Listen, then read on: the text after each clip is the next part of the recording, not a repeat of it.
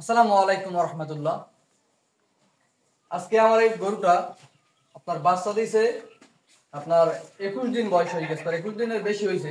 যাই হোক, তো আজকে আমি গরুটাকে আপনার ক্যালসিয়াম এবং জিঙ্ক খাওয়াবো। তো গরু বাচ্চা দেওয়ার কতদিন পরে জিঙ্ক এবং ক্যালসিয়াম দিতে হয়।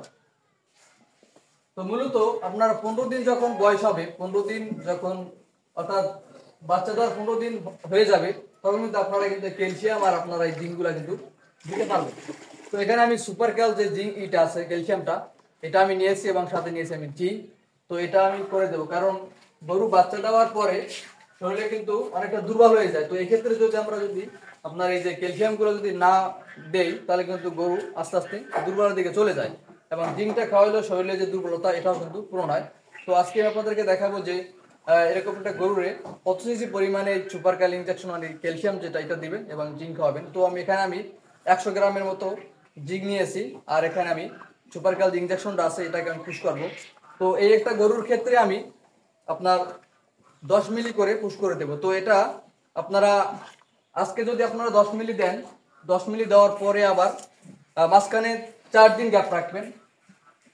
4 দিন গ্যাপ রাখার পরে আপনারা আবার 10 মিলি করে করে দেবেন। তো এভাবে আপনারা যদি 5 দিন করেন তাহলেই কিন্তু হয়ে যাবে, এর বেশি করা লাগবে না। তো আমি যে এটা নিয়েছি আপনার ক্যালসিয়ামটা, আপনার চাইলে এর থেকে কম দামে ক্যালসিয়াম নিতে পারেন, কারণ আমি নিয়েছি সব থেকে যে ভালো মানের যে ক্যালসিয়াম আছে এটা।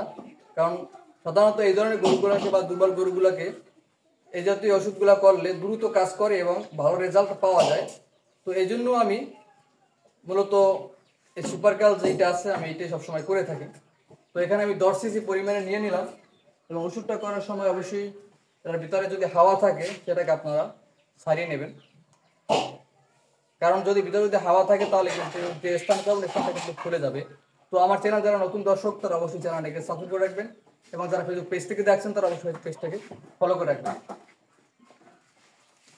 এই বেশি দিবেন।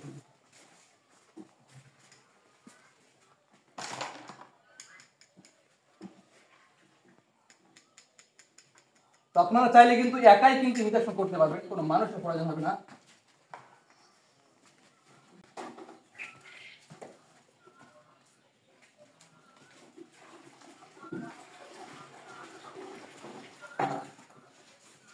ইনজেকশন করার সময় একটু জায়গাটা একটুখানি ম্যানেজ করে দিবেন, সামান্য পরিমাণে তত হবে।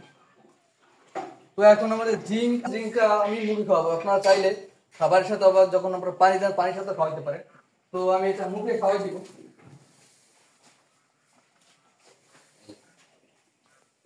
সামনের দিকে নিয়ে।